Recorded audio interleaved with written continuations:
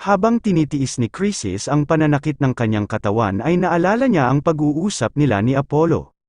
Bago magpunta ng first floor si Chrysis ay binalaan siya ni Apollo na mag-ingat daw siya sa penalty na maaaring ibigay ng tore. Tinanong naman ni Chrysis kung ano ang penalty na ito. Sinabi naman ni Apollo na malalaman lang daw ni Chrysis kung gaano kalakas ang dumadaloy na kapangyarihan sa loob ng tore kapag naranasan na nito mismo ang penalty na tinutukoy niya. Habang pinipigilan ang paglabas ng dugo sa kanyang bibig ay naisip ni Chrysis na tama nga raw ang sinabi sa kanya ni Apollo. Parang may sariling araw buhay ang tower na ito. May kapangyarihan nga raw ito na magbigay ng limitasyon sa maaaring gawin ng mga players na nanggaling sa itaas na palapag upang maprotektahan ang mga players at lugar na nagmula sa ibabang palapag. Pagkatapos matanggap ang penalty ng tore ay biglang nanghina ang tuhod ni Chrysis at napaluhod ito sa daan. Naisip niya na hindi nga raw biro ang penalty na ibinigay sa kanya ng tore. Lumapit naman sa kanya si Agamemnon at nagpasalamat ito dahil maganda raw ang ginawa niyang trabaho. Tinawag ni Agamemnon ang mga players sa kanyang kampo at sinabing magmadali na raw ang mga ito at kuhanin na ang katawan ng kriminal na si Hephaestus. Tingnan rin daw ng iba kung sino ang mga namatay at gamutin rin ng mga ito ang mga kasamahan nila na nasugatan. Tumingin si Agamemnon sa labas ng gusali kung saan tumilapon si Yuan. Iuutos pa rin sana ni Agamemnon na kuhanin ng kanyang mga tauhan ang katawan ni Yuan nang bigla siyang sabihan ni Chrysis na pabayaan na raw nito si Yuan. Nagulat naman si Agamemnon sa narinig niya kay Chrysis. Sinabi ni Agamemnon na sigurado raw siya na kapag hinayaan nila ngayon si Yuan ay maaari pa nila itong maging kalaban sa hinaharap. Sinabi naman ni Chrysis na tapos na raw ang kanilang misyon. Nalabag na rin daw nila ang batas ng tore sa paninira at panggugulo nila sa first floor. Ayaw na raw niyang dagdagan pa ito ng hindi kinakailangang pagpatay. Sumagot naman si Agamemnon na naiintindihan na niya raw ito. Nang may bigla namang sumabog sa loob ng nasirang gusali. Pagkatapos mawala ang mga alikabok na nagmula sa pagsabog ay lumabas si Yuan sa nasirang workshop na pagmamay-ari ni Hephaestus. Sa kanang kamay ni Yuan ay hawak niya ang isang mahabang espada. Sa kaliwa niya namang kamay ay naroroon ang pure dark divine crystal na nakita niya sa loob ng workshop ni Hephaestus. Sinabi ni Agamemnon na hindi na rin daw tatagal si Yuan kaya wala raw silang dapat ikatakot. Binabalak na niya itong atakihin nang bigla siyang pinigilan ni Chrysis. Napatanong si Agamemnon kung ano ba raw ang dahilan. Tinanong niya rin kung naniniwala pa rin ba ito na dapat nilang pabayaan si Yuan. Sumagot naman si Chrysis na nagbago na raw ang isip niya. Magiging mapanganib daw kapag pinabayaan pa nilang lumakas si Yuan. Napansin din ni Chrysis ang espesyal na dark attribute mana na nakapalibot kay Yuan. Hindi raw dapat nila isipin na halos papatay na ito. May sasabihin pa sana si Chrysis tungkol sa mana ni Yuan nang bigla siyang gambalain sa pagsasalita ni Agamemnon. Sinabi ni Agamemnon na wala raw silang magiging problema. Kahit gaano pa raw katalentado si Yuan ay isa pa rin itong baguhan. Sinabi rin ni Agamemnon na sila na raw ang bahala kay Yuan dahil mukhang pagod na raw si Chrysis at kailangan na nitong magpahinga. Bigla namang nagtaka si Agamemnon kung nasaan na si Yuan. Sa isang iglap lang ay nawala ito sa kanilang harapan. Iniisip pa rin ni Agamemnon kung saan na nagpunta si Yuan. Nang bigla niyang marinig ang hiyaw ng mga players na inutusan niya upang kuhanin ang katawan ni Hephaestus. Isa-isang nagtumbahan ang mga player na ito nang hindi man lang nalalaman kung nasaan ang tao na umatake sa kanila. Sa gitna ng kaguluhang ito ay may biglang humawak sa nanigas na katawan ni Hephaestus. Habang kagat-kagat ang kanyang espada ay binuhat ni Yuan ang katawan ni Hephaestus papalayo sa grupo ni Agamemnon. Unti-unti namang nagkakrak ang nakabalot na bato sa katawan ni Hephaestus. Nainis naman si Agamemnon, hindi nga raw pala napapatigil ng petrification ang isip ng taong ginamitan nito.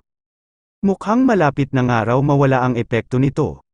Sa sobrang nerbiyos ay sinigawan ni Agamemnon ang kanyang mga tauhan at sinabing ano ba raw ang ginagawa ng mga bobong ito. Tatayo na lang ba raw ang mga ito at panonoorin si Yuan. Sabay-sabay na sumugod papalapit kay Yuan ang mga players na nagmula sa panig ni Agamemnon. Kahit ano pa raw sigurong lakas ni Yuan ay hindi nito makakayanang talunin ang napakaraming kalaban. Hinigpitan ni Yuan ang pagkakahawak niya sa Pure Dark Divine Crystal habang pinapanood ang mga players na papalapit sa kanya. Kasunod noon ay inipon niya ang mana sa kanyang kamay kung saan naroroon ang Pure Dark Divine Crystal. Nagkaroon ng mana ripple sa buong paligid ni Yuan, lahat ng players na pasugod kay Yuan na inabot ng inilabas niyang dark mana ay agad na namatay. Ilan sa mga ito ay bigla na lang napugutan ng ulo. Unti-unting nalanta ang katawan ng napakaraming players sa panig ni Agamemnon. Tanging mga hagulgol na lang ang maririnig sa mga papatay na players na ito. Hindi kinaya ng kanilang katawan ang dark mana attribute na pinapakawalan ni Yuan. Namangha naman si Krisis sa kanyang nasasaksihan, mukhang may hawak raw si Yuan na hindi kapanipaniwalang item.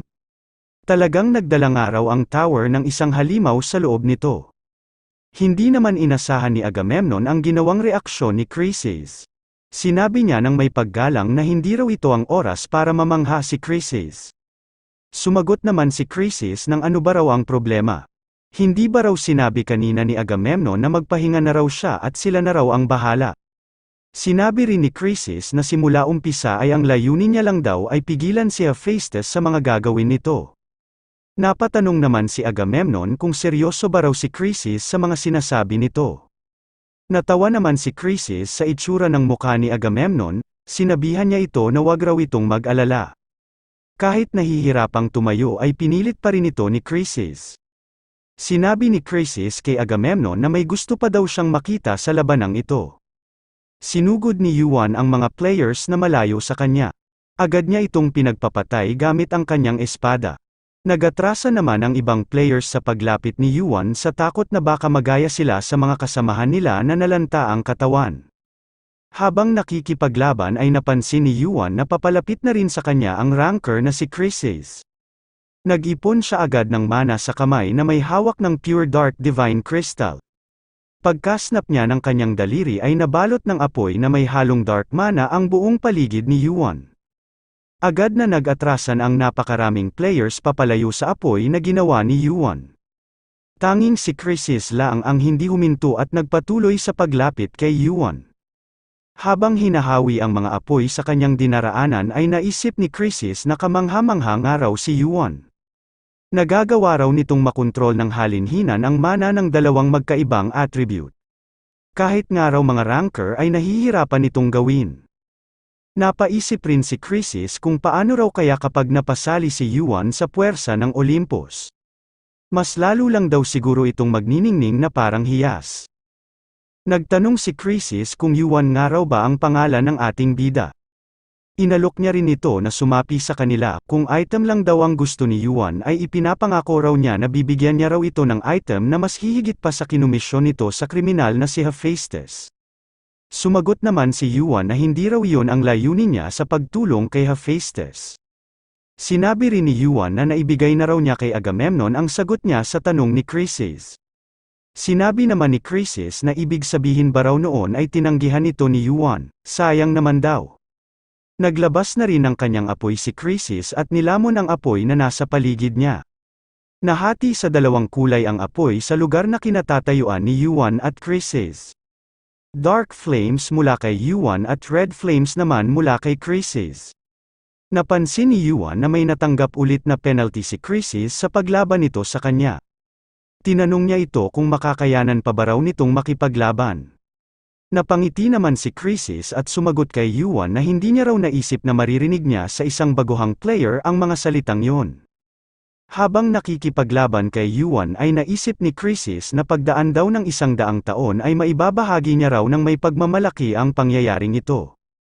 Ipagyayabang niya raw sa iba na nagawa niyang makalaban si Yuan noong bagong dating pa lang ito sa unang palapag. Sino raw ang mag-aakala na magagawa nitong lumaban at sumabay sa isang ranker? Pero posible niya lang daw itong maibahagi kung magagawa niyang makaligtas sa labanang ito. Napansin naman ni Yuan na ibinubuhos na ni Krisis ang natitira nitong lakas. Mukhang handa na raw itong maglaho. Ganoon nga raw siguro nito kagusto na matapos ang kanyang misyon at makuha ang katawan ni Hephaestus. Nagbanggaan ang mga apoy na tinataglay ni Yuan at Krisis. Habang nangyayari ito ay naisip ni Yuan na kailangan niya nga raw mapigilan na makabalik si Hephaestus sa Olympus. Kailangan daw ay hindi na mangyari ang sunod na Gigantomachy. At para makaiwas sila sa trahedyang ito ay kailangan niya raw tibayan at protektahan si Hephaestus. Naglakad papalapit sa isa't isa sina Chrysis at Yuan. Bigla namang iniangat ni Chrysis ang kanyang kamay upang pakawalan ang malaking bolang apoy na kanina pa niyang iniipon. Pagkahagis ni Chrysis sa napakalaking bolang apoy ay bigla siyang nakatanggap ng napakalakas na penalty. Dahil doon ay unti-unting nawala sa anyo ang bolang apoy ni Chrysis. Ngunit sa isang saglit lang ay bumalik ulit ito sa bilog na hugis dahil sa focus na ginawa ni Chrysis. Hindi naman umalis si Yuan sa kanyang kinatatayuan at hinintay ang papalapit sa kanya na napakalaking bolang apoy. Sinabi ni Yuan na kahit sa ganoong kalagayan ay nakakaya pang ang umatake ni Chrysis ng mga ganoong kalibre ng atake. Sinabi ni Yuan na alam na niya raw ito, talagang kahanga-hanga nga raw si Chrysis. Nagulat naman si Chrysis sa sinabi ni Yuan na alam na niya raw ito. Sumabog ng napakalakas ang skill na tumama kay Yuan. Naramdaman naman ng bahagya sa iba't ibang lugar ng first floor ang pagsabog na ito dahil sa kolisyon ng banggaan ng mana ni Chrysis at Yuan. Sinabi ng nagtatagong si Agamemnon na mga halimaw nga raw ang mga naglaban na ito. Ito pa nga lang daw ang kauna-unahan na may isang ranker na kinailangang gamitin ang ganito kalakas na kapangyarihan para lang makipaglaban sa isang baguhan sa unang palapag. Maswerte na nga raw si Chrysis na hindi ito namatay sa dami ng penalty na ibinigay sa kanya ng tore. Iniisip pa ni Agamemnon kung sino ang nanalo sa dalawa, nang makita niya na parehas walang malay sina Yuan at Chrysis. Natuwa si Agamemnon habang tinitingnan ang walang malay na si Yuan. Tumawa ito ng malakas dahil matatapos na raw ang kanyang misyon at sila na raw ang nanalo. Sinabi ni Agamemnon na kahit pangaraw si Yuan ay hindi makakayanan ang atake na binitiwan ni Chrysis, nang may bigla namang umatake sa kanya. Lumabas ang dugo sa bibig ni Agamemnon dahil sa lakas ng tinamo nitong atake. Nagtaka ito kung sino ang gumawa noon sa kanya. Pagkalingon ni Agamemnon ay agad siyang hinampas ng hammer ni Hephaestus. Nawala na ang epekto ng petrification sa katawan nito. Sinabi ng galit na si Hephaestus na walang hiya raw si Agamemnon at hindi pa raw ito ang katapusan. Tinanong ng bumagsak na si Agamemnon kung hindi ba raw natatakot sa penalty si Hephaestus. Habang tumatakbo papalayo si Agamemnon ay sinabi ni Hephaestus na wala raw siyang pakialam sa matatanggap niyang penalty. Wala rin daw siyang pakialam sa iba pang players na natitira sa lugar na yon pero sisiguraduhin niya raw na mapapatay niya ngayon si Agamemnon. Matapos marinig ang sinabi ni Hephaestus ay humingi ng saklolo si Agamemnon. Itinaas ni Hephaestus ang kanyang hammer na sandata upang atakihin at patayin si Agamemnon. Hindi na niya iniisip ang penalty na maaari niyang matanggap sa gagawin niyang ito. Noong tatama na ang hammer ni Hephaestus ay may bigla namang dumating at sinalo ang ginawa niyang pag-atake. Sinabi ng dumating na lalaki na mukhang sumusobra raw si Hephaestus sa gagawin nito. Nagtanong naman si Hephaestus kung bakit sa dami naman daw ng oras ay bakit ngayon pa ito nagpakita. Inakala ni Agamemnon na katapusan na niya ito, tiningnan niya kung sino ang lalaking nagligtas sa kanya. Nakita niya ang malaking lalaki na nakaharang sa harapan ni Hephaestus. Nakilala niya kung sino ang lalaking ito. Ito ay ang administrator ng unang palapag ng tore. Nagtanong ang administrator ng first floor kung tingin ba raw talaga ni Hephaestus ay panunuorin niya lang ang isang major guild na manggulo sa unang palapag. Kung gusto raw talaga ng mga itong maglaban ay umakyat daw sila sa itaas na palapag. Sumagot naman si Hephaestus na mukhang hindi raw sila nagkakaunawaan. Wala raw talaga siyang intensyon na makipaglaban, sabay lingon niya sa direksyon ni Agamemnon. Pagtingin ng administrator kay Agamemnon ay tinanong niya ito kung nagmula nga raw ba sila sa Olympus. Takot naman na sumagot si Agamemnon ng oo, tama raw ang administrator. Lumapit ang administrator ng first floor at inalis ang suot na item sa ulo ni Agamemnon. Inilapat ng administrator ang kamay nito sa ulo ni Agamemnon. Sinabi niya na kailangan daw itong sabihin ng malinaw at malakas ni Agamemnon kay Zeus. Nagkaroon ng marka sa noo si Agamemnon, sinabi ng administrator na kapag nangyari pa raw ulit ang pangyayaring ito ay siya raw mismo ang pupunta kay Zeus upang hilahin ulit ang lahat ng balbas nito. Nagtaka si Agamemnon kung ano ang ginawa sa kanya ng administrator.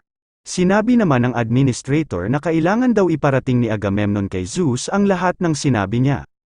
Natawa naman si Hephaestus at sinabing nararapat lang ito kay Agamemnon. Ang marka raw na may hugis dila na inilagay ng administrator sa noo ni Agamemnon ay parang isang sumpa.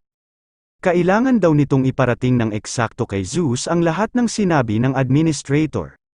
Napangiti si Hephaestus habang iniisip ang mangyayari kay Agamemnon kapag nasabi na nito ang ipinararating na mensahe ng administrator. Naisip niya rin na sa nangyaring labanang ito, ang mga walang hiyang taga-Olympus ang natalo. Habang nakikipaglaban si Yuan kay Chryses ay naramdaman niya na para siyang niluluto. Kahit anong pilit ni Yuan na manatiling gising ay hindi na ito kinaya ng kanyang katawan. Nung mawawalan na siya ng malay ay bigla siyang nakatanggap ng notification na inilalabas raw ng mahiwagang itlog ang pangil nito. Nakaramdam si Yuan ng napakaraming matatalas na pangil. Naisip niya na mapanganib daw ito, hindi raw siya sigurado kung sinusubukan ba siya nitong kainin habang nanghihina pa siya, o gusto lang siya nitong protektahan sa kinakalaban niya. Hindi malaman ni Yuan kung ano ang eksaktong dahilan pero bago pa siya ulit makapag-isip ay bigla siyang nakatanggap ng notification na nagbalik na raw sa pagkakatulog ang mahiwagang itlog. Kasunod noon ay nagising si Yuan sa kanyang pagkakatulog. Iniisip niya kung kailan siya nawalan ng malay. Nagtanong naman si Hephaestus kung ano ba raw ang binubulong-bulong ni Yuan. Pagmulat ng mata ni Yuan ay tinawag niya na Adyushi si Hephaestus. Sinabi naman ni Hephaestus na mag-ingat raw ito sa pagsasalita. Pagbangon ni Yuan ay tinanong siya ni Hephaestus kung kamusta na raw ang katawan nito. Sumagot naman si Yuan ang medyo okay na naman. Tinanong niya ang Adyushi kung kamusta naman daw ang katawan nito. Napatanong naman si Hephaestus kung hanggang kailan ba raw siya tatawagin na Adyushi ni Yuan. Sumagot naman si Yuan na hindi niya naman daw ito pwedeng tawagin na Adyuma o matandang babae. Medyo nainis naman si Hephaestus at sinabing hindi raw talaga siya balak tigilan ni Yuan. Sinabi naman ni Yuan na pasalamat daw si Hephaestus sa kanya dahil nabuhay ito. Matapos raw noon ay dapat wala ng problema si Hephaestus kahit ano pang itawag niya dito. Sinabi naman ni Hephaestus na talagang wala raw preno ang bibig ni Yuan. Bigla namang napatahimik si Hephaestus, may gusto siyang sabihin kay Yuan ngunit nahihiya siyang banggitin ito. Nagawang masabi ni Hephaestus ang salitang salamat pero tinanong siya ulit ni Yuan kung ano raw ang sinasabi nito. Humiyaw si Hephaestus at sinabing nagpapasalamat daw siya kay Yuan. Tinanong niya rin kung ilang beses niya raw ba ito kailangang sabihin para lang maintindihan ni Yuan. Naisip naman ni Yuan na padalawang beses pa lang itong nasasabi ni Hephaestus. Pinulot ni Hephaestus ang isang item at iniba na ang usapan. Nagpigil naman ng tawa si Yuan dahil halata raw sa mukha ni Hephaestus na nahihiya ito. Habang hawak ang isang piko ay sinabi ni Hephaestus na hindi raw Vulcaro ang totoo niyang pangalan. Hephaestus nga raw ito at dati raw siyang blacksmith sa Olympus. Wala namang naging reaksyon si Yuan sa narinig niya kay Hephaestus. Napatanong naman si Hephaestus kung bakit parang hindi raw nagulat si Yuan sa mga sinabi niya. Sumagot naman si Yuan na gulat nga raw siya. Nainis naman si Hephaestus at sinabing hindi raw marunong magsinungaling si Yuan kaya wag niya na itong gagawin. Naisip ni Hephaestus na matagal nang alam ni Yuan ang totoo niyang pagkatao kaya pinuntahan siya nito sa kanyang workshop. Kaya nga raw nagduda siya dito noong una nilang pagkikita, na isa ito sa mga tauhan na ipinadala ng Olympus. Pero ngayon daw ay nakakasigurado siya na wala itong kaugnayan sa Olympus, at sigurado rin siya na hindi ito ordinaryong player. Sinabi ni Hephaestus na dahil raw sa nangyari ay mananahimik raw ng kaunti ang mga taga-Olympus. Kaya nga raw nagdesisyon siya na mag-rent ng isang maayos at malaking workshop ng ilang araw.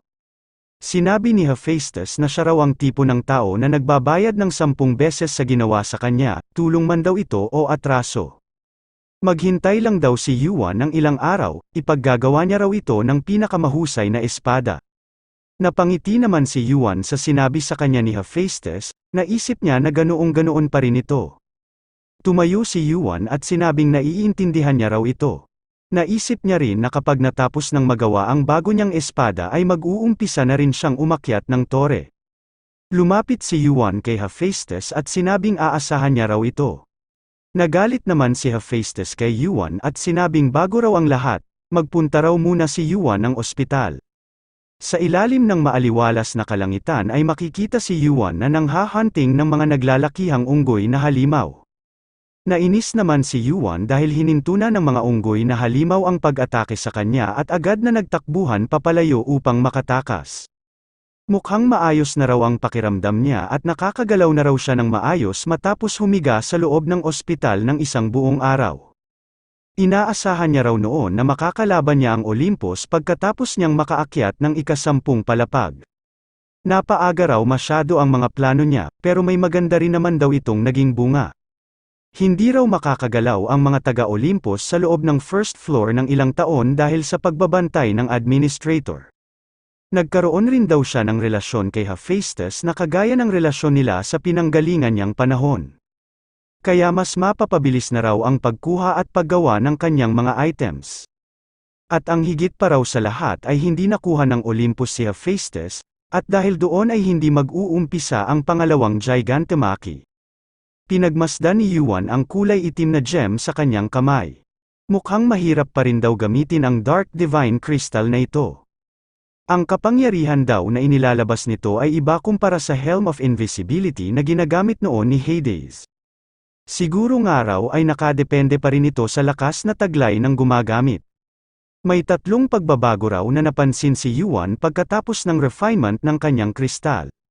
Nawala raw ang unrefined na salita sa deskripsyon nito at umangat ang resistance, application rate at consumption rate nito. At ang pinakahuli raw ay nagkaroon ito ng Hell Summon. Ito raw ang pinakakapansin-pansin dahil may nakalagay rin ditong salitang limited. Ang Hell ay ang salitang sumisimbolo kay Hades, may kaugnayan rin ito sa pinanggagalingan ng kanyang kapangyarihan. Hindi pa nga raw siguro mailalabas ni Yuan ang buong kapangyarihan nito dahil sa salitang limited na nakalagay dito. Pero nagkaroon na raw siya ng ideya kung ano ang totoong kapangyarihan ng Dark Divine Crystal. Ang Dark Divine Crystal pala ay isang nagagamit na paraan upang makapagpalabas ng kapangyarihan imbis na isang bagay na humahawak ng kapangyarihan. Sa paggamit nga raw ni Yuan sa Dark Divine Crystal ng halos isang araw ay nag-uumpisa na raw niyang maramdaman kung paano talaga gamitin ito. Pagkatunog ng kanyang player kit ay sinabi ni Yuan na oras na nga para umalis. Nagmula ang bagong mensahe kay Hephaestus, nakalagay sa mensahe na pinapapunta na siya nito. Sinabi naman ni Yuan na alam nga raw ni Hephaestus kung paano ang tamang oras. Nagpunta na si Yuan sa nirentahan na workshop ni Hephaestus. Mararamdaman ang init sa loob nito pagkapasok ni Yuan ay naisip niya na napakalaki nga raw ng workshop na ito. Siguro raw ay napakalaki rin ang pera na ginastos ni Hephaestus sa pagrente nito. Lahat nga raw siguro ng item na pinaglaanan ng oras ni Hephaestus ay nagkakahalaga ng libo-libong points. Malaki rin daw siguro ang kinita ni Hephaestus sa mga pinagbentahan ng items na ginawa niya noong nagtatrabaho pa ito sa Olympus. Siguro nga raw ay kasama ito sa 1% ng mga pinakamayayaman na ranker. Medyo nakakainggit nga raw ang yaman nito. Pagkarating ni Yuan sa mismong gawaan ni Hephaestus ay sinabi niya na malamang daw ay tapos na ang kanyang item dahil tahimik na sa loob. Sinabi naman ni Hephaestus na naroon na pala si Yuan. Iniabot niya rin agad kay Yuan ang mga item na hawak niya. Naisip naman ni Yuan na gaya pa rin daw ng dati si Hephaestus, wala na raw itong paligoy-ligoy pa. Pagkatanggap ni Yuan sa mga item na iniabot ni Hephaestus ay tinanong niya ito kung ano raw ang laman ng kahon na hawak niya. Sinabi naman ni Hephaestus na buksan na niya lang ito. Nagtaka naman si Yuan dahil wala siyang nakitang laman nang mabuksan niya ito. Tumingin siya kay Hephaestus at tinanong kung surprise box ba raw ito, wala naman daw laman sa loob. Sinabi naman ni Hephaestus na tingnan daw ito ng mabuti ng pasaway na si Yuan. Itatanong pa sana ulit ni Yuan kung ano talaga ang laman nito nang may bigla siyang makapa sa loob. Naramdaman niya na medyo madulas ito at parang isa itong guantes. Nabasa ni Yuan sa deskripsyon ng item na isa itong invisible glove na nagawa mula sa espesyal na materyales. Mayroon din itong mahusay na mana conductivity, sa pamamagitan ng setting ay nagiging invisible ito. Isinuot agad ni Yuan ang invisible glove, sinabi niya kay Hephaestus na mukhang may mithril daw na materyales ang item na ito. Sinabi naman ni Hephaestus na mabilis nga raw itong nalaman ni Yuan. Habang kinakapa ang item ay naisip ni Yuan na parang halos wala siyang nararamdaman na suot sa kanyang kamay. Bakit raw kaya nagpakaabala pa si Hephaestus sa paggawa nito? Hindi rin daw siguro naging madali ang pagkakagawa nito upang maging invisible ito. Gumamit rin daw ng mamahaling mithril si Hephaestus para lang magawa ito.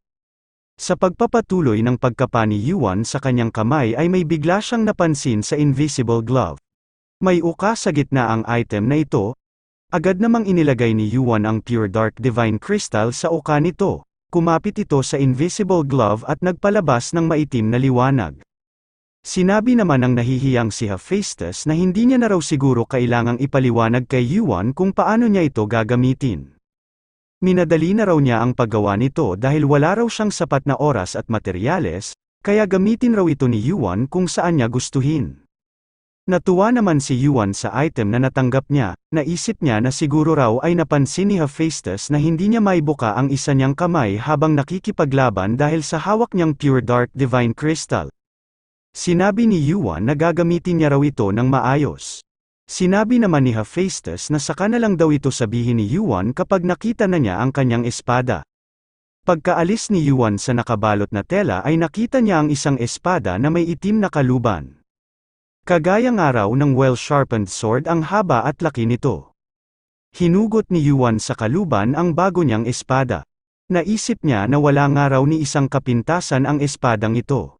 Sa paghawak niya raw dito ng mahigpit ay nararamdaman rin daw niya ang talim ng espadang ito. Sinabi naman ni Hephaestus kay Yuan na pangalanan niya raw ang espada na nasa kamay niya. Kasunod noon ay nakatanggap siya ng notification na gusto raw ni Hephaestus na pangalanan ni Yuan ang kanyang espada. Habang pinagmamasdan pa ng maigi ang bago niyang espada ay dumating rin ang notification na kailangan na raw niyang pumili ng isang pangalan. Naisip ni Yuan na kulay green nga raw ang mithril na ginamit dito ngunit nabalot daw ito ng dark color dahil sa powder ng dark divine crystal. Isa nga raw itong espada na nababagay sa gabi at kadiliman. Tatawagin niya raw ang espada na ito sa pangalan na Edge of Nightfall. Nagulat at nadismaya naman si Hephaestus dahil sa kakaibang pagpapangalan ni Yuan.